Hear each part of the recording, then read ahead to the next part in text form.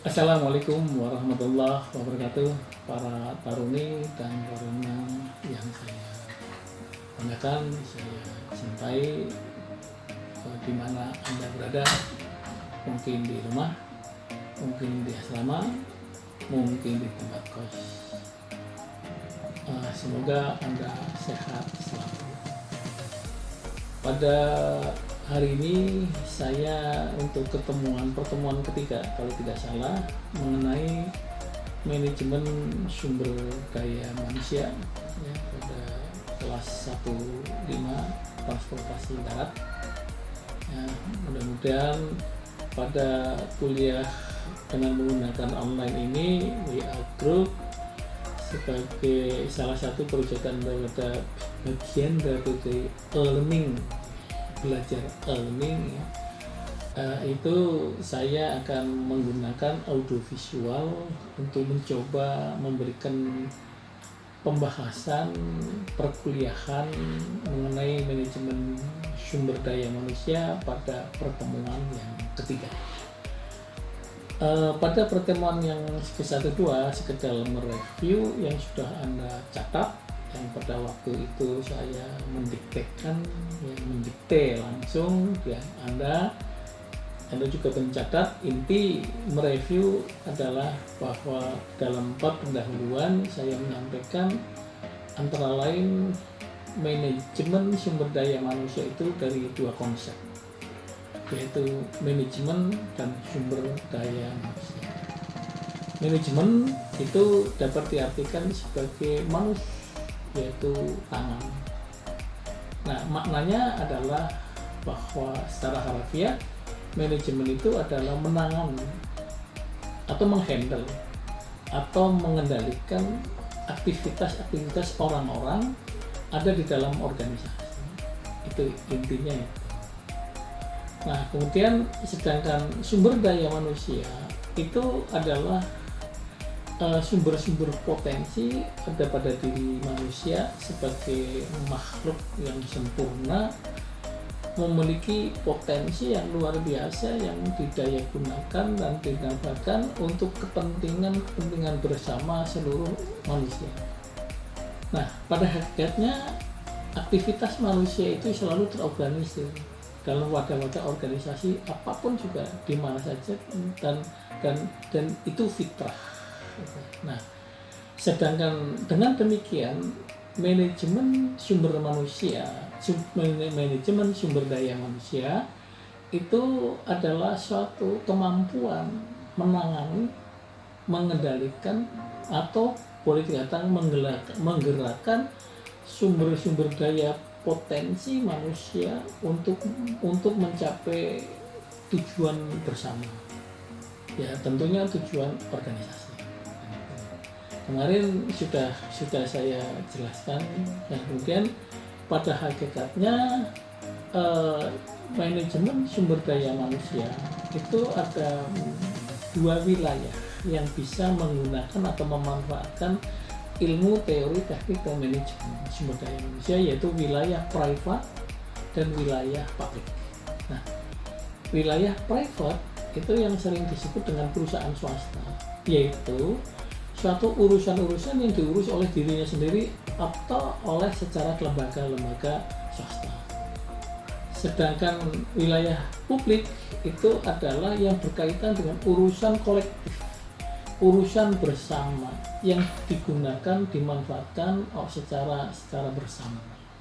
Nah, dengan demikian maka ada 2 organisasi di dalam masyarakat, yaitu satu organisasi private yang disebut dengan perusahaan swasta dan organisasi publik atau yang disebut dengan pemerintah. Nah, kemarin pada perkuliahan yang kedua saya menjelaskan perbedaan antara organisasi private dengan organisasi publik, dan memang sangat nyata bedanya, bahwa jika organisasi private itu sumber keuangannya dari mana? Yaitu dari pelanggan. Nah, sedangkan organisasi publik Uangnya dari mana? Yaitu dari pajak.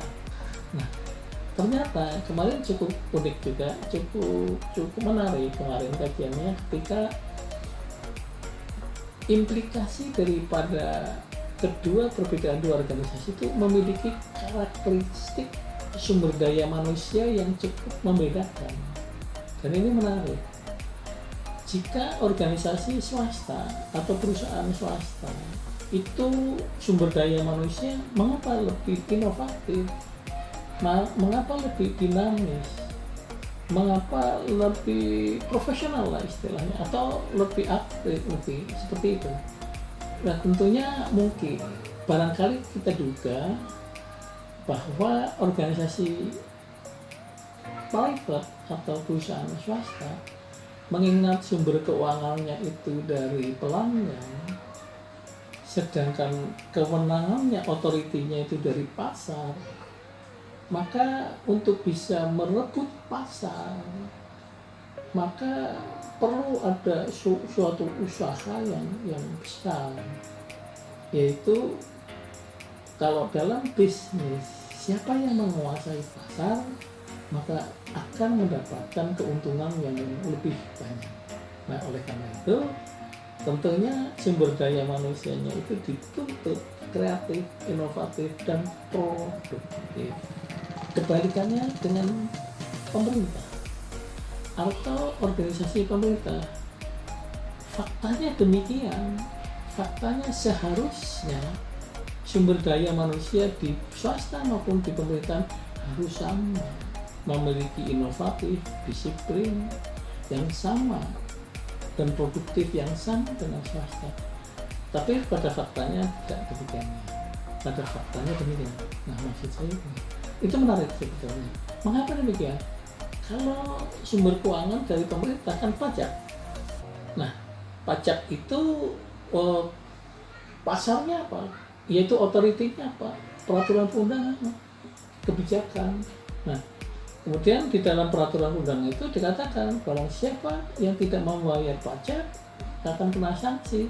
Automatically maka rakyatlah yang akan membayar pajak. Nah, tadi dikatakan bahwa sumber keuangannya dari mana? Dari rakyat, dari pajak yang dibayar oleh rakyat. Nah, di sini barangkali tentunya sesuatu yang sebenarnya simpel-simpel saja. Tetapi secara empiristiknya ya mungkin bisa salah. Karena pajak itu ya aparat sumber daya manusia yang ada di organisasi publik atau di pemerintah. Ya walaupun tidur, walaupun malas-malasan, pajak juga tetap masuk. Nah inilah persoalannya. Nah inilah yang jadi tantangannya. Baik, inilah manfaat daripada ilmu manajemen sumber daya manusia. Oleh sebab itu di dalam perkembangan ilmu manajemen sumber daya manusia itu yang lebih maju dan lebih banyak dimanfaatkan dan digunakan dan berkembang pesat itu manajemen sumber daya manusia itu ada pada perusahaan swasta. Dan bahkan ilmu dan teori manajemen sumber daya manusia juga digunakan dipakai untuk organisasi publik. Kira-kira demikian, sekedar mereview perkuliahan yang lalu. Tentunya sebagaimana fungsi manajemen, teori manajemen, artinya bahwa konsep, teori, dan teknik manajemen yang digunakan untuk mengcreate sumber daya manusia supaya lebih produktif, lebih bekerja yang lebih sistematif, yang bekerja lebih terencana, dan bekerja yang lebih strategis. Nah, itu kira-kira manfaat daripada manajemen untuk menggerakkan sumber-sumber daya manusia itu sendiri. Secara sederhana, manajemen adalah fungsi manajemen itu adalah biasanya kalau job theory itu lebih sederhana. Planning, organizing, executing, dan controlling. Nah, tentunya teori perencanaan, organizing, executing, dan controlling itu juga bisa diterapkan di dalam mengelola, mengendalikan sumber daya manusia. Karena apa? Karena secara empiristik manajemen itu sudah terbukti bahwa jika menggunakan manajemen yang benar, yang baik, maka pekerjaan itu, kegiatan itu akan mencapai tujuan yang efisien dan efektif atau produktif atau optimal. Nah, itu kata kehebatannya manajemen. Oleh karena itu manajemen berkembang udah sangat luar biasa, termasuk dimanfaatkan untuk segala sektor aktivitas. Apakah manajemen perkantoran, apakah manajemen aset, apakah manajemen keuangan, apakah manajemen pemerintahan, termasuk manajemen sumber daya manusia. Nah, langkah-langkah di dalam tata kelola manajemen sumber daya manusia tersebut tentunya kita harus mengenal beberapa peraturan-peraturan yang mendasari, aturan-aturan atau peraturan perundangan yang mendasari. Misalnya, kalau di sektor swasta atau organisasi swasta, tentunya yang akan diacu adalah Undang-Undang Ketenagakerjaan. Sedang pada organisasi publik adalah peraturan perundangan di bidang kepegawaian. Tentunya itu yang nanti akan menjadi rujukan, dan kedua peraturan itu akan kita bahas pada perkuliahan yang akan datang. Kemudian pada sesi ini itu akan kita pelajari beberapa hal yang terkait dengan manajemen secara fungsi, yaitu perencanaan, organizing, executing, controlling, atau bahasa sederhananya itu adalah perencanaan, pelaksanaan, dan pengawasan. Tentunya yang paling kata kunci di sini adalah kita akan pada sesi ini sedikit akan membahas tentang bagaimana sih perencanaan sumber daya manusia. Nah, perencanaan sumber daya manusia, arti kata planning atau perencanaan, pasti perencanaan itu akan terkait dengan satu kegiatan, dua adalah orang yang mengerjakan kegiatan itu, yang ketiga adalah mengenai pembiayaan, yang kedua adalah waktu yang akan dicapai, dan target apa yang akan dicapai. Oleh karena itu, dengan melalui perencanaan itu, maka apa yang diinginkan itu sudah bisa diramalkan. Apa yang akan terjadi ke depan oleh kegiatan-kegiatan yang direncanakan itu sudah bisa diramalkan, akan berhasil atau tidak itu sudah bisa di dalam kita menyiapkan perencanaan. Nah, pada umumnya di dalam perencanaan sumber daya manusia itu ada beberapa yang penting di sini. Pertama adalah perencanaan itu terbagi dalam pertama menentukan berapa kebutuhan orang yang akan digunakan di dalam suatu organisasi. Nah, ini termasuk di dalam wilayah analisis kebutuhan personil, kebutuhan sumber daya manusia. Nah, di sini penting sekali. Nah, untuk bisa membahas tentang analisa kebutuhan berapa jumlah sumber daya manusia yang dibutuhkan oleh suatu organisasi, ini yang paling strategis.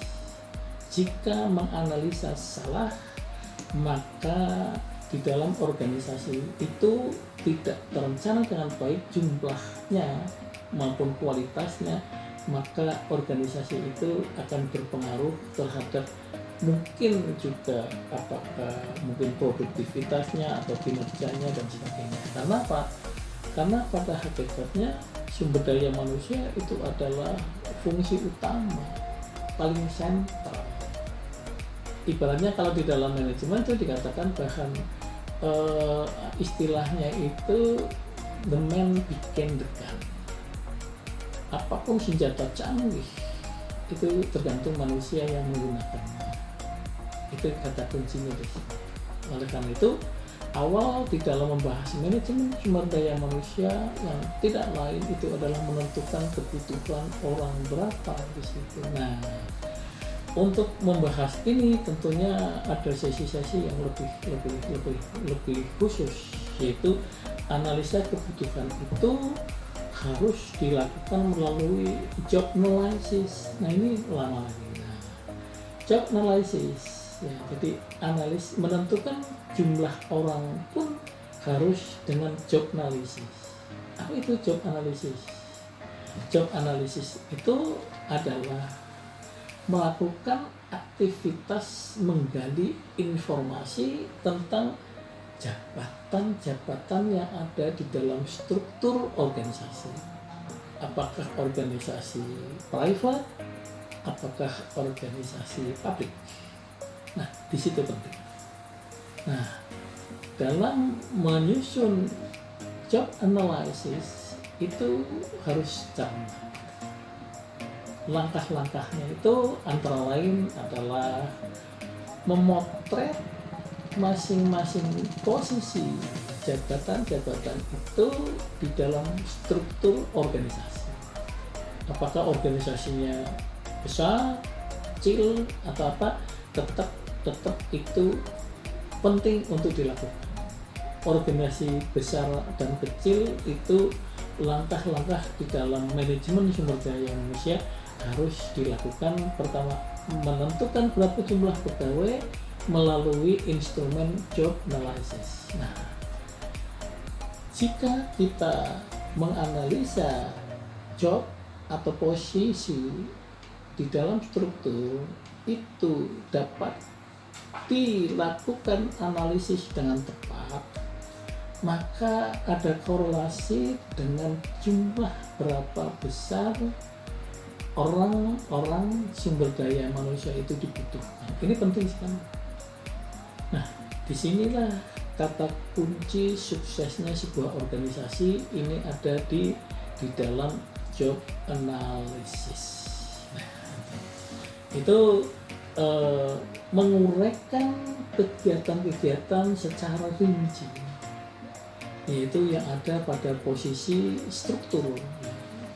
Saudara tentunya para taruna dan taruni itu tahu kan struktur itu ya, struktur organisasi itu kotak-kotak ya, dari atas sampai bawah.